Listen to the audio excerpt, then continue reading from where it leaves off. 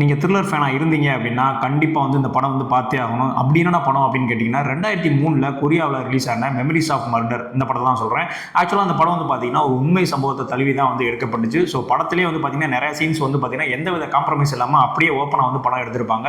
ஆக்சுவலாக வந்து ஒரு ஊரில் வந்து பார்த்தீங்கன்னா தொடர் கொலைகள் வந்து நடந்துகிட்டே இருக்குது. அதில் என்ன குழுவெல்லாம் கிடைக்குது அப்படின்னு வந்து பார்த்தீங்கன்னா அவன் வந்து மழை பெய்யும் போது மட்டும்தான் வந்து அந்த கொலை பண்ணுவான். அது மட்டும் இல்லை ரெட் ட்ரெஸ் போட்டிருந்தவங்கள லேடியை மட்டும்தான் வந்து கொலை பண்ணுவான். அந்த கொலை நடக்கிற இடத்துலலாம் பார்த்தீங்கன்னா ஒரு ரேடியோ வந்து ஒரு சாங்லாம் வந்து படிச்சுட்டு இருக்கோம். ஸோ இதெல்லாம் வச்சு குழுவாக வச்சு அந்த சீரியல் கில்லர் யாரு அப்படின்ற மாதிரி கண்டுபிடிக்கிறது வந்து நம்மளுடைய ஹீரோ வந்து வருவார். இவர் உண்மையிலே வந்து கண்டுபிடிச்சாரா இல்லையா அப்படின்றதான் படத்தினுடைய கதை.